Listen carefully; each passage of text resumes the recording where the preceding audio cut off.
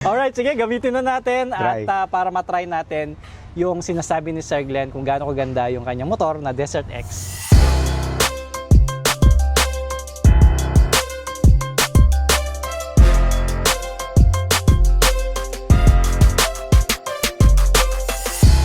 Alright, gagamitin na natin ang motor ni Sir Glenn na Ducati Desert X. Ito ay 937cc, grabe.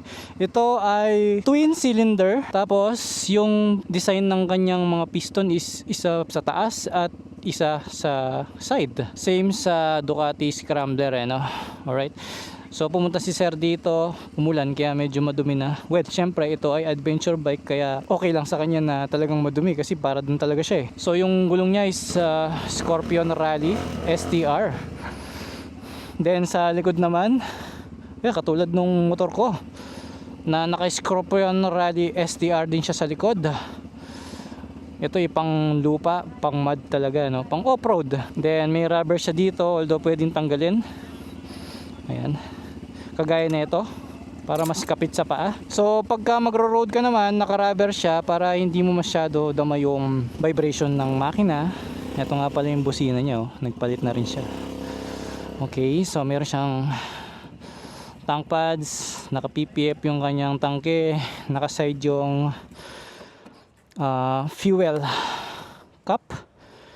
Then meron siyang lagayan ng side panniers. Then ito yung grab bar niya, naka-separate yung upuan ng pangangkasan dahil may hati dito. Mukhang nabubuksan ito ng hiwalay, ano? Okay, meron na siyang handguard kaagad. Galing no? Talagang setup na yung Desert X na to pag nilabas mo sa kasa, and choice mo kung lalagyan mo ng ganito. So meron siyang ganyan para protection sa engine, sa side fairings pag natutumba, and maganda rin siyang gamitin pang lagayan ng auxiliary light. Pareho pa yung hugis ng auxiliary light sa kanyang headlight. Ayan yung headlight niya. So pagka in-on mo kasi ito, mga kamanibela, ayan yung daytime running light niya. May pa-X siyang ganyan dito, tas bilog siya. So yan yung kumbaga iconic design ng Desert X, no? Panda rin natin para marinig natin yung terminyoni na tambucho ni Sir. Yun, no? Full system exhaust. Ganyan yung hugis o oblong. Maganda siya kasi hindi siya labas na labas. So pagka naglagay ka ng bag dito, hindi sasabit sa canister. Then meron na siya kaagad na steering damper.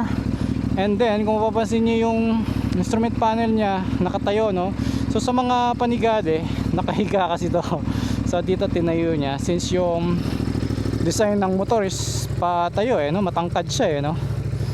Alright, so ikot naman tayo dito sa KDR Adventure Camp at para sa ating test lab. Ang ganda ng response ng throttle. Medyo mataas siya sa akin, kasi angat yung aking talampakan, pero abot ko naman. Maganda nga yung suspension nito. Ang ganda ng talbog. So buti na lang adjustable yung clutch lever. So pwede mong i-adjust base sa pakiramdam mo, no?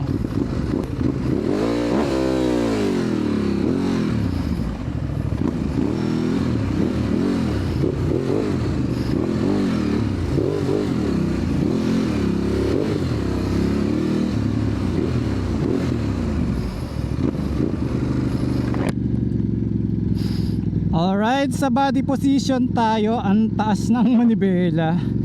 Tsaka feel mo sumasabay yung taas ng tangke sa taas ng manibela. So pinaparamdam sa iyo ng Desert X na oy, patayo ang motor na to. Dahil tignan nyo naman yung kanyang windshield. 'Di ba? Pag ganyan siya, yung karamihan sa mga adventure bike is palapad, 'di ba? Ito, alam mo 'yun, diretso no? Ang ganda ng arangkada. Tapos pag ginagas ko siya, no, sa first gear, umaangat yung motor. Alam mo yung response ng suspension once na sinakyan mo, para siyang sinukat yung timbang mo. Parang magle-level siya base sa tangkad at sa bigat mo, no? Kasi pag ginas ko, umaangat yung motor. gumagano yung angat niya, hindi siya yung wheelie type. Tapos yung tunog, totoo nga yung sinabi ni Sir Glenn na kapag may lubak na ganyan, gusto mo siyang hatawin, no? Ang ganda nga. Tapos yung lubak, syempre ramdam mo pa rin naman, pero hindi yung sobrang lakas ng impact niya. Yung pag dinaan mo sa ganyan, smooth pa rin yung talbog. Maganda yung absorption ng suspension niya sa mga bato-bato na ganito. And totoo nga yung sinabi ni Sir na maganda nga yung suspension nito, kaya naman yun ang pinaka nagustuhan niya dito. Ako naman, ang pinaka nagustuhan ko dito, yung body position, sobrang taas ng manibela, ang relax niyang gamitin. Tapos yung tunog niya is ang lutong. Ano yun, yung nakakagutom yung tunog niya na parang ang crunchy. Tapos sa laki ng motor, no, lalo't 937cc siya, nakaka-intimidate siyang gamitin. Parang ang bigat yata niyan, parang nakakatakot, tas ang lakas-lakas. Pero pag ngayon na ginagamit ko na siya, biglang gumaan eh, no?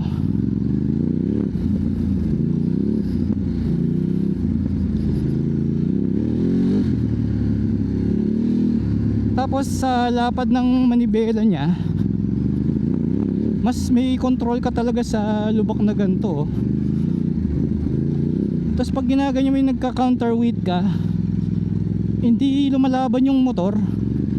So maganda yung placement ng engine nito. 'Di ba may epekto din kasi 'yon kapag masyadong mabigat yung engine at yung palo ng mga piston, kumokontrol din yun sa motor eh. So dito okay siya. Dito sa riding experience natin, ito lubak yung dinadaanan ko pero wala lang.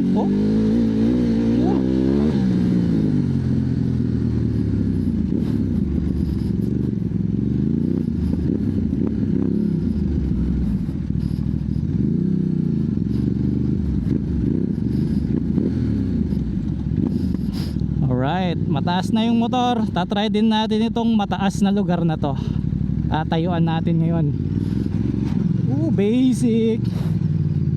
Nice. Yung engine braking niya okay. Tsaka ramdam ko pumapalo yung traction control. So dito sa motor pwede namang patayin yung TCS tsaka ABS para kapag nandito ka sa off-roading, di maibubuhos mo yung lakas ng motor, walang pigil. Tsaka buti yung gulong niya kaagad ready para sa hindi sementadong kalsada.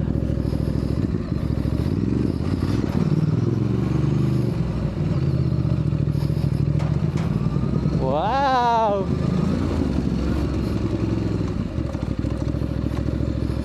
Tingnan mo naman ang wild ng kalsada dito. Pero basic sa kanya. Itatalon natin sa maliit na log. May absorption siya sa suspension na maganda eh. So papalitan ko yung riding mode niya. Gagawin natin siyang enduro. So hindi mo siya ise-settings ng traction control lang, kundi meron siyang mode kaagad na pagka itinapat mo sa ganyang mode, automatic lahat ng system niya magbabago. Hindi yung pa isa-isa, no? Yun ang maganda sa kanya, mabilis siyang i-control. Try natin sa lubak-lubak na daan, no? Di ko alam kung kakayanin niya to. Check-in ko lang kung kaya niya, kung buo pa yung mga lugs na to, kasi baka matumba naman ako. Ay, ito, mukhang kaya naman niya. Tsaka dito, so i-try natin. Wala naman mawawala, nandito na rin tayo. Since suspension ang number 1 na nagustuhan ni Sir Glenn, try natin ngayon.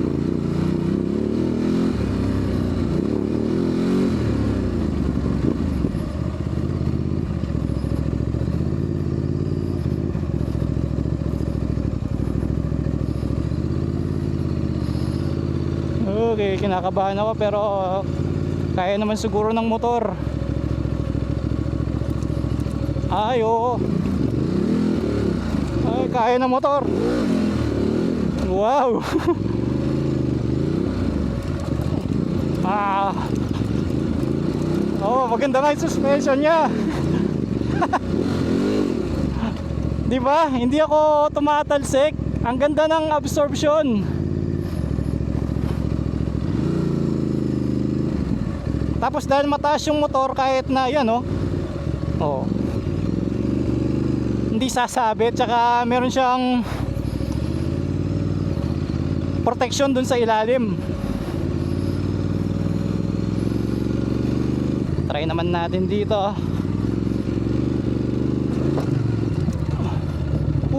Yeah. 'Di ba? Ang laki ng motor pero parang basic lang. So ngayon naka-enduro mode tayo. Ang nangyayari kapag nadudulas yung motor, dinadahan-dahan lang niyang paikutin. Hindi ka mag-over, ano mo yun, yung twist sa throttle na parang mag-didrip siya. Malumanay lang niyang iniikot yung gulong kahit na sinasagad natin or nabibigla tayo sa pag-twist. Pagdating naman sa turning radius, kasi sa big bike karamihan maiksi lang tignan natin. Ayun, oh, malaki. So talagang pagka nagmamaniover ka ng ganyan sa lubak, oh, madali lang siyang iliko na ganyan, oh. Basta magka-counterweight ka lang para hindi ka tumumba. 'Di ba? Oo, 'di ba? Konting practice lang ako. So sinusubukan ko lang siyang iikot-ikot sa tight na pag-ikot na ganyan, 'di ba? Oo. Medyo basa lang kasi yung kalsada ngayon dito. Okay, engine braking naman tayo. Sa first gear. Yes. Ayun, naka first gear tayo, pigil na pigil. Ang ganda ng tambucho. Yun, oh, basic. Counterweight lang. Oo, diba?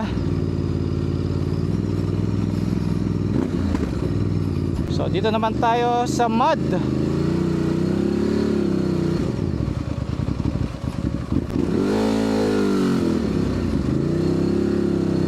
Okay, sobrang dulas ngayon dito. Ayun, oh. Dahil sa mode ko, tinutulungan ako ng motor, oh. Hindi nag-over twist yung gulong, oh. Ayun, oh, may kapit na. Madamo-damo yan, ha. Nung unang gamit ko sa Desert X, takot na takot ako kasi sobrang taas. Kasi alam mo yun, baka makaapak ka sa medyo malalim-lalim at hindi mo na maitutuwid yung motor.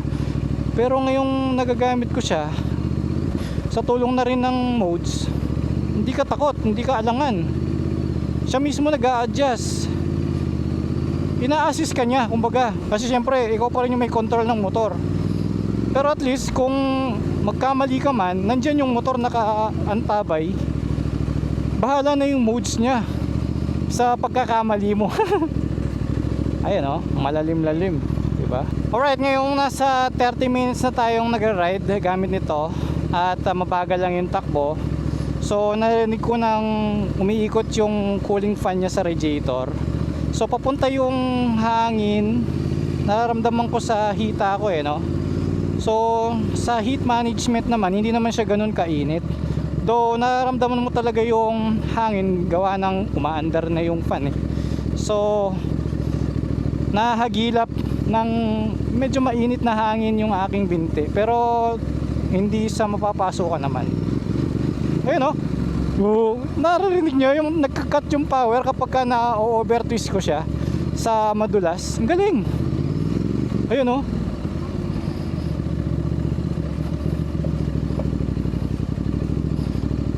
Ayan, ang galing. Ang ganda ng kapit niya.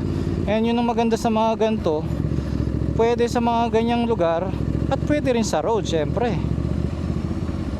Kaya para sa mga mahilig sa adventure, ito yung bagay sa kanilang motor. Ngayon, depende na lang sa inyo kung anong design or yung itsura ng motor ang sa tingin nyo pasok sa taste ninyo.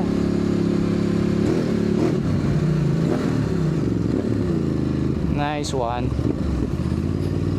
Dito naman sa KDR Adventure Camp, kagaya ng ginagawa natin yun, nagtetest tayo ng motor, especially pang, alam mo yun, pang off-road adventure. Is angkop na angkop itong lugar na to. Safe na safe pa, private area siya, walang masyadong tao, at may clearance naman tayo sa mga guard. Alam nilang may nagpa-practice ng ganito at nagte-testing. Ito yung pinaka the best na lugar para pag-testingan itong klaseng motor na to, or kahit yung mga 4 wheels. Kaya nung mga previous episode natin, dito rin natin ginawa. So nakita nyo naman, iba't ibang klaseng road at challenges ang meron dito. Kaya kung gusto mong testingin talaga yung capability ng motor mo, ayan, visit lang kayo dito sa KDR. Sa Bataan lang ito, malapit lang sa Bataan exit ng Esitex. At mababait naman yung mga tao dito, kahit sino naman pwede dito, basta may paalam lang. And may bago pa silang track na ginagawa dito. Ang daming pwedeng gawin dito. Tsaka mas may lalabas mo yung potential ng motor kung gusto mo man siyang subukan. May lalabas mo rin yung opinion mo sa gagamitin mong motor. At kung may balak kang bilhin yung ginagamit mo, di at least, di ba, dito yung testing area mo, hindi sa public area. Ay, ngayon ko lang napansin ha, meron palang quick shifter to tsaka auto blip ha. Galing. Pang highway din talaga. Sulit naman pala itong Desert X eh, no? Ganda ng ostrich, so may pa-trail pa, tapos may mga animals pa tayong nakikita dito sa track. Alright, para sa first impression ko naman sa motor, well, syempre aminado naman ako, nakaka-intimidate siya. Medyo natakot din ako nung una ko siyang gamitin dahil ang laki. Then alam mo naman, syempre Ducati siya, medyo may kamahalan lang din ng konti siya. So pagka nasemplang mo, alam mo yun, malaki yung damage. Malaking babayaran eh, no? Pero kung hindi mo iniisip yun at focus ka lang dito sa paggamit, aba, kung mahilig ka sa mga ganyan na truck, daanan, di ba, okay na rin to. I mean, pagdating sa bigat naman kasi, kung nabibigatan ka, meron namang ibang model na mas mababa yung CC. Pero kung gagamitin mo siya sa highway at the same time pang off-road na rin, tapos ganito yung pinupuntahan mo lagi, ito yung pinaka-angkop. Then kung pang long ride naman, okay na okay siya kasi komportable siyang gamitin eh. So kung hindi mo iisipin yung budget, kung hindi problema sa yung pera, pasok ito para sa mga ganun, na yung trip nyo ganun, na long ride, off-roading, ganun. Ang disadvantage lang talaga, syempre mas, alam mo yun, mas mahal ng konti ito. Marami siyang ka-level eh, na motor, like Yamaha, Honda, meron din silang nilabas na ganito, tsaka yung Kawasaki. Pero kung trip mo yung brand ng Ducati, gaya na sinabi ni Sir Glenn, mala Raptor ang dating niya kung sa pickup ang pag-uusapan, eh dito ka sa Ducati, di ba? And okay naman, kompleto naman siya dun sa mga hinahanap ko bilang sa highway. Diba nakita nyo, meron pa siyang quick shifter, auto blip, and mukha pa siyang merong cruise control, so pang long ride na rin. Then nakita nyo naman dito, ni-ride natin siya sa putikan, okay naman siya, nag-obstacle pa tayo ng konti. For me, pasok siya sa panglasa ko, mahilig din ako sa adventure, so yun, maganda siya. At hindi tinipid yung technology and yung mga parts ng motor na to. Alright, ang final thoughts natin sa motor na to is, sa forma muna tayo. Kung ikaw ay mahilig sa kagaya ng nasa background ko, pasok sa panlasa natin ang forma ng Desert X. Well, syempre, ang pangalan niya Desert X. So, pwede rin siya sa desert. So, malupa rin dito. So, bagay din siya. Pagdating sa power naman, yes, malakas na yung motor, pero meron siyang riding mode. So, kung nalalakasan ka at depende kung saan ka dumadaan, pwede mo siyang palitan at madali lang siyang kontrolin. Sa price naman, so, dun lang ako, syempre, sa laman ng bulsa ko, pagdating sa presyo niya, so syempre marami siyang ka-level na kaya din ng ganitong terrain. So kung ang presyo ay hindi problema sa'yo, pasok para sa akin ito. Pero kung medyo hirap tayo sa bulsa, medyo mag-iisip tayo ng 2 beses. Okay? So sa rate naman natin, ang highest, 1 ang lowest, gaya ng sinabi ko. Kung mahilig ka sa road, kagaya ng nasa likod ko, at mahilig ka rin mag long ride, yung ibibigay ko sa kanya is 4.5. Yan ay para sa aking opinion lamang. Kung kayo ay mayaman, baka ibigay nyo 5 kasi ako hindi ko kayang bilhin sa ngayon. So yan, yun po ang aking mabibigay na points para sa ating Ducati Desert X.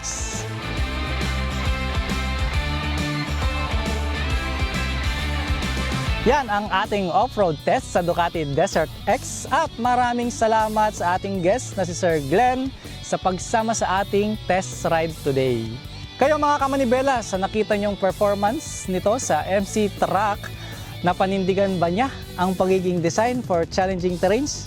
Ako medyo na-challenge ng konti pero okay naman yung motor. Comment your opinion down below at huwag kalimutang i-like at i-share ang ating video. Samahan nyo kami sa iba pang vehicle reviews, kaya subscribe na and follow us on our social media accounts. Huwag kalimutang i-click ang bell button para lagi kang updated sa ating mga bagong videos. Hanggang sa susunod na ride, tandaan, mata sa kalsada, kamay sa manibela.